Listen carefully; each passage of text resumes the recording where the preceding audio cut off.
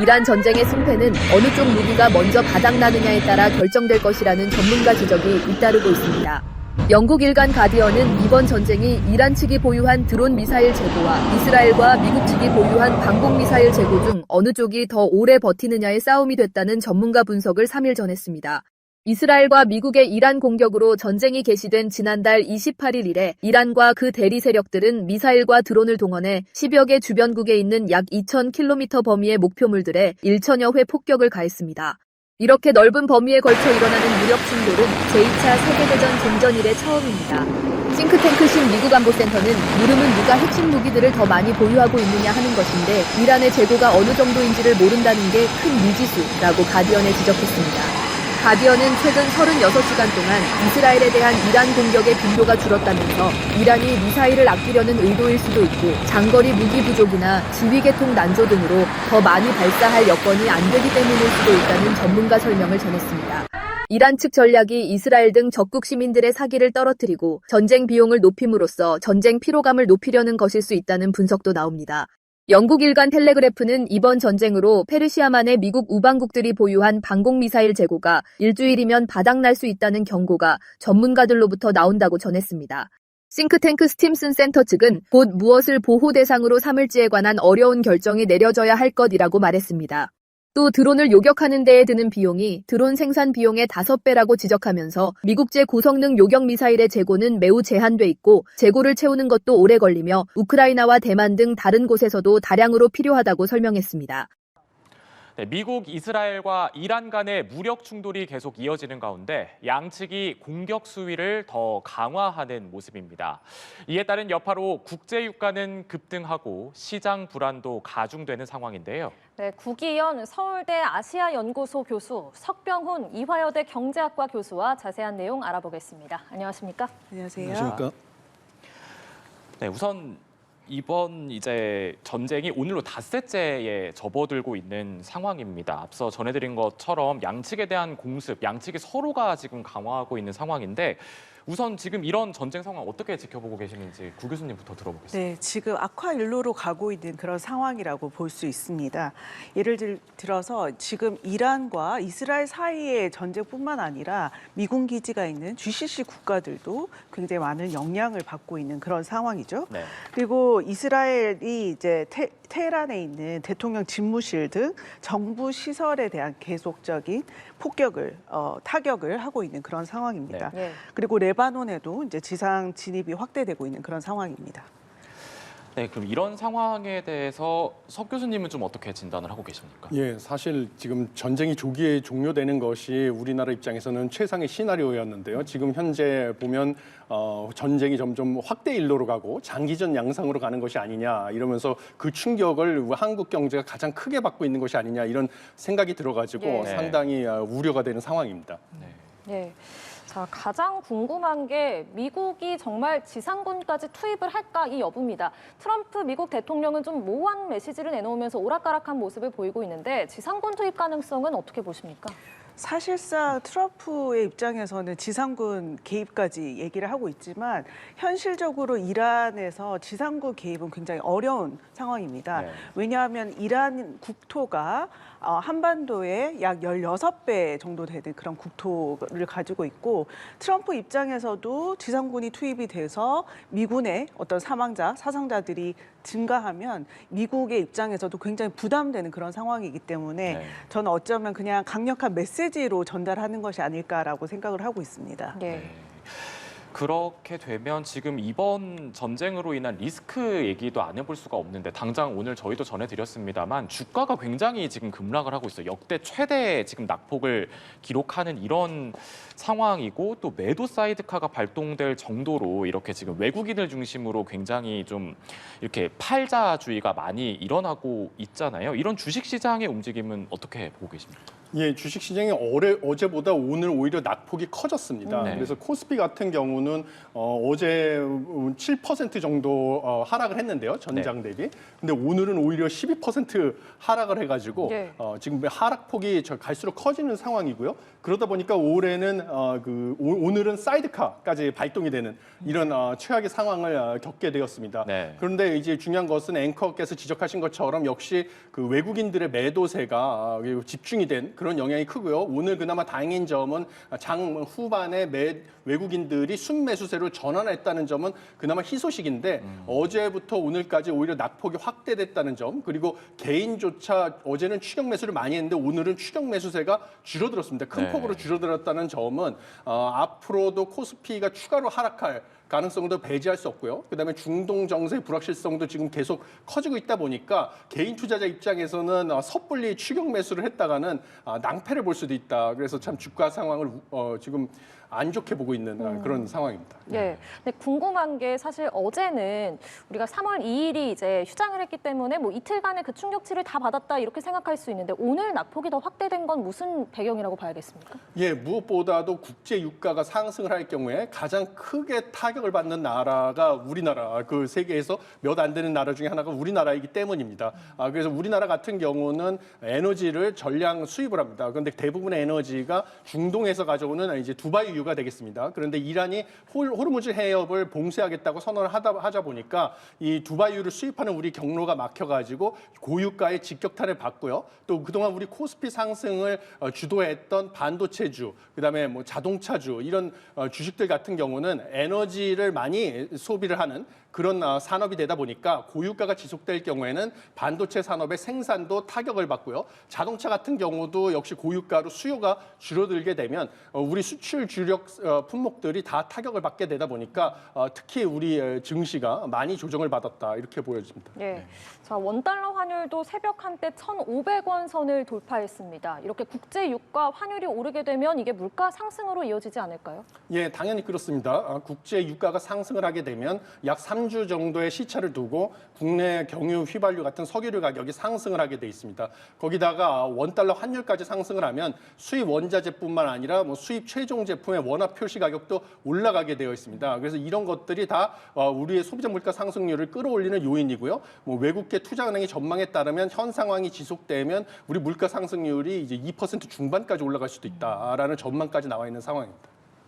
네. 이렇게 지금 어찌됐건 우리나라는 수입 석유에 대한 의존도가 굉장히 높은 나라고 또 우리나라 원유 수입의 70%가 이제 중동산에 몰려 있을 정도로 굉장히 의존도가 높은데 하지만 지금 이란은 단 한 방울의 석유도 지나가지 못하게 하겠다 이렇게 경고를 하면서 뭐 유조선들 멸척을 미사일 공격했다 이렇게 또 밝히고 있잖아요.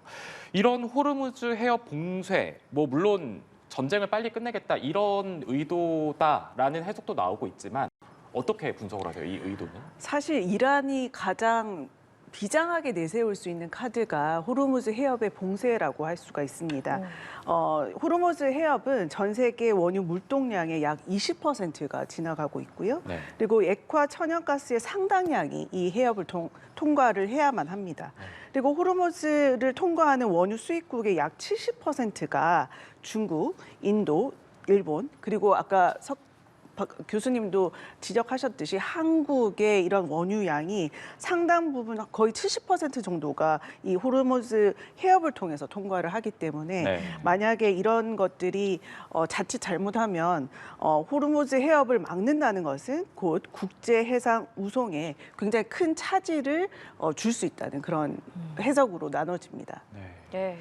말씀하신 것처럼 그 우리나라를 포함해서 수입 석유에 의존하는 국가들 일단 석유 보유량이 충분하다 이렇게 밝히고 있는 상황인데 우리 정부는 208일분 그러니까 7개월 정도는 원유 비축량을 활용해서 대응할 수 있다. 좀 장기화에 대비하고 있다 이렇게 밝혔는데 어떻게 보십니까? 7개월이면은 뭐 적은 기간은 아닌 것 같기도 한데 충분하다고 보십니까? 예, 지금 사태가 얼마나 장기화되느냐에 따라서 충분할 수도 있고 부족할 수도 있는데요. 지금 상황을 보면 사태가 장기전으로 갈 가능성도 배제할 수 없기 때문에요. 이 7개월 민간하고 정부가 가지고 있는 거를 합쳐서 7개월 정도의 비축량을 가지고 있는데 이것을 또 다 쓸 수도 없는 거거든요. 유사시를 위해서 예. 일부 남겨놔야 되기 때문에. 네. 그래서 지금 이 정도 비축량만 가지고 국내 석유류 가격을 안정시킬 수 있다고 단언하기는 어려운 상황이라고 생각합니다. 그렇기 때문에 또 이제 오늘 서울 휘발유 값도 1,800원 선까지 올랐다 이런 지금 보도도 나오고 있고 저희도 전해드렸는데 이렇게 이란이 좀 압박을 하는 모습을 보이자 트럼프 대통령이 또 바로 반박을 했습니다. 우리 해군을 보내서 유조선을 호송을 하겠다 이렇게 밝혔는데 사실 이 호르무즈 해협의 구조를 보면 또 이게 과연 쉬울까 이런 생각도 들어요. 어떻게 보십니까? 저는 쉽지 않을 것이라고 전망을 하고 있습니다. 네. 왜냐하면 아까도 말씀드렸듯이 호르무즈 해협은 이란의 입장에서는 특히 IRGC 즉 이슬람 혁명 수비대의 실존적인 카드다라고도 이제 여겨지고 있습니다. 네. 왜냐하면 호르무즈 해협의 봉쇄야말로 가장 강력하게 이란 이슬람 공화국이 내세울 수 있는 소위 말하는 비대칭 무기로 사용할 수 있기 때문입니다. 네. 예.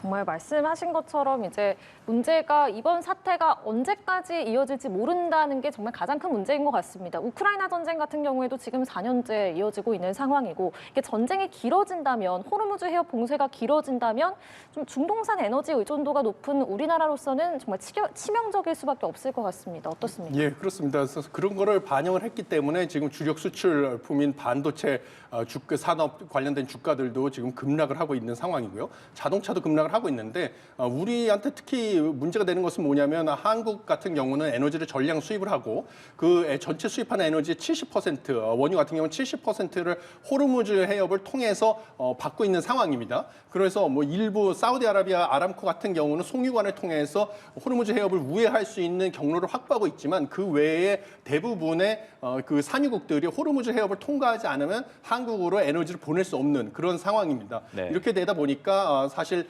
이 고유가는 결국 우리나라 제조업의 생산 비용을 끌어올려 가지고 제조업 수익성을 악화시키고 그다음에 제조업에서 생산이 침체되게 할 뿐만 아니라 그다음에 소비자들 입장에서는 유가도 상승을 하고 여러 수입품 가격도 상승을 해 가지고 물가가 상승할 수밖에 없어서 이런 상황이 지속되면 경기 침체와 고물가를 동반한 뭐 스태그플레이션의 위험성도 배제할 수 없다 이렇게 보여집니다. 네, 그렇게 되면 어쨌든 지금 이란이 이렇게 호르무즈 해협을 틀어쥐고 어쨌든 세계 에너지 공급망을 뒤흔들어서 어떻게 보면 소기의 목적을 달성을 하겠다 지금 이렇게 해서 내놓지는 않을 가능성이 굉장히 높아지고 있는 상황인데 그런 상황에서 트럼프 미국 대통령 같은 경우는 군사적으로 이미 이란을 제압을 했다. 그래서 미국이 우위를 이어가고 있다. 이렇게 지금 밝히고 있습니다. 그러면서 이란의 미사일 보유량이 급격히 줄어들고 있다. 이렇게 언급을 했는데 이 말 맞는 거라고 봐야겠습니까? 저는 서로 견제를 하는 멘트가 아닌가라는 생각을 하고 있습니다. 이란도 자기들 아직까지 쓰지 않은 그런 아주 최신식 무기가 우리에게 남아 있다라고 네. 이제 호언장담하고 있고 네. 미국 역시도 방금 앵커님이 말씀하신 것처럼 이란이 지금 뭐 미사일이 거의 다 보유량이 급격히 줄어들고 있다라고 얘기를 하는데 사실은 서로 견제하는 그런 멘트라고 할 수가 있죠. 이란 여기서 저희가 주목해야 볼 것은 네. 사실은 공격 무기. 이란은 주로 이제 드론을 통해서 이제 공격 무기를 사용을 하고 있는데 네. 이 공격 무기보다도 방어 무기. 그래서 어떤 이야기를 하냐면 값싼 공격 무기와 그리고 비싼 요격체의 어떤 대립이다라고 네. 얘기를 했을 때 사실상 이런 어떤 무기의 어떤 그 가격이나 이런 걸 봤을 때 누가 더욱더 그런 이 미사일의 뭐 보유력이나 이런 것에 있어서 그 긴장을 하고 또 부담감을 가질지는 저희가 지켜봐야 되는 그런 상황인 것 같습니다. 네, 그래도 교수님이 짚어주신 부분처럼 결국에는 이제 무기 소모전이다. 이제 이런 얘기까지 나오고 있고 네. 결국에는 어느 쪽의 무기가 더 빨리 고갈이 될 거냐. 네. 지금 이것이 이번 전쟁이 언제까지 끌고 갈 것이냐를 좌우할 거다 이런 분석이 나오고 있는데 지금 이란은 뭐 이렇게 그런 무기들은 있습니다만 쏠 발사체가 없다. 막 이런 분석도 나오고 있고 네. 또 이제 미국은 앞서 짚어주신 것처럼 값비싼 무기로 계속 대응을 하다 보니까 언제까지 버틸 수 있을지 모르겠다. 이렇게 되는데 이런 전선이 앞으로 좀 어떻게 계속 진행이 될 걸로 보십니까? 참 아까 그 석 교수님도 말씀하셨지만 이 전쟁이 장기화로 될 경우에는 단순히 어떤 군사적인 어떤 그 전략이나 이런 것들의 위협될 뿐만 아니라 국제 경제를 뒤흔드는 그런 사건이 될 수 있기 때문에 사실상 이란이 장기적으로 지금 대응을 하는 그런 태세를 취하고 있잖아요. 네. 그런 장기적인 태세를 하면 아마도 연합 측, 그러니까 소위 말하는 미군 기지가 이제 주둔하고 있는 GCC 국가들을 기준으로 한 연합 측 방어막의 어떤 그 방어망이 더 약해질 전망이라는 그런 전망도 굉장히 강하게 뜨고 네. 있거든요. 그렇기 때문에 이런 부분에 대해서는 장기적으로 갔을 때 과연 누구에게 유리한 것인가라고 얘기를 했을 때 사실 그 양쪽 진영에 굉장히 부담감을 더해주는 그런 사건인 것 같습니다. 네. 미국이 밝힌 바로는 현재까지 이란 선박 17척을 격침했다고 하는데 앞서 도널드 트럼프 미국 대통령이 이번 작전의 목표 4가지를 제시했는데 그중에 하나가 이란의 해군 격침이었잖아요. 네. 이 이란 해군 격침을 목표로 내세운 배경은 이 호르무즈 해협 봉쇄 카드 이것 때문이라고 봐야 되겠습니까? 네, 그렇습니다. 아까 제가 거듭 말씀드렸듯이 이란에게 있어서 호르무즈 해협은 어떻게 보면 가장 자신 있게 내세울 수 있는 그런 카드이기도 하고요. 그리고 한편으로는 이게 장기전으로 가지 않고 이 협상의 카드를 썼을 때 이란의 입장에서는 호르무즈 해협을 열어주겠다라는 그런 이제 대가로 협상 테이블에서 굉장히 유용하게 쓸 수 있는 그런 카드이기 때문입니다. 네. 그렇기 때문에 이란의 이란 해군 전멸을 내세우는 이유는 그만큼 이 호르무즈 해협이 중요하다는 것을 반증하는 사례이기도 합니다. 네. 이렇게 지금 어쨌든 계속 양측에서는 물러서지 않고 있고 서로 볼모로 잡을 수 있는 것들은 최대한 잡고 지금 이 전쟁을 일단은 끌고 나가는 모양새가 되고 있는 느낌인데 이렇게 전쟁이 장기화 국면으로 가면서 지금 이미 금융시장은 뭐 우리나라도 그렇고 패닉 상태입니다. 뭐 오일 쇼크 뭐 이런 얘기도 나오고 있고 또 가스값도 통제가 안 되는 상황이고 이런 경제적인 불안 상황은 또 앞으로 어떻게 전개가 될 건지 좀 전망을 해주신다면. 예, 지금 현 상태, 특히 지금 현재 브렌트유 기준으로 유가가 배럴당 84달러 수준까지 올라갔는데요. 네. 이 브렌트유 기준으로 유가가 80달러대에 계속 지속된다고 하면 지금 외국계 투자은행 전망에 따르면 우리나라 경제 성장률은 이제 약 1.5%로 낮아질 것으로 전망보다 올해 그렇게 예상이 되고요. 그다음에 물가 상승률은 한 2.6% 정도로 올라갈 것으로 보여집니다. 네. 그렇다는 것은 우리나라 잠재 성장률이 2% 안팎이라고 봤을 때 경제 성장률이 잠재 성장률에 못 미쳐서 경기 침체라고 볼 수 있고요. 그다음에 물가 상승률은 한국은행의 물가 안정 목표가 2%인데 그걸 넘어서는 2.6%가 되다 보니까 인플레이션이 오게 돼가지고 이 상태에서는 결국 우리나라가 올해 경기 침체와 고물가를 동시에 겪는 스태그플레이션 상황에 들어설 가능성이 점점 커지고 있다라고 생각을 합니다. 네. 자, 구 교수님께 이 부분 좀 여쭤보고 싶습니다. 뉴욕타임스의 분석인데요. 이란의 최우선 목표는 정권 생존이기 때문에 전선을 넓히고 전쟁을 장기화시켜서 결국에 미군이 이제 치러야 하는 전쟁 비용을 늘려서 미군이 철수하도록 하는 게 목표다. 그래서 장기화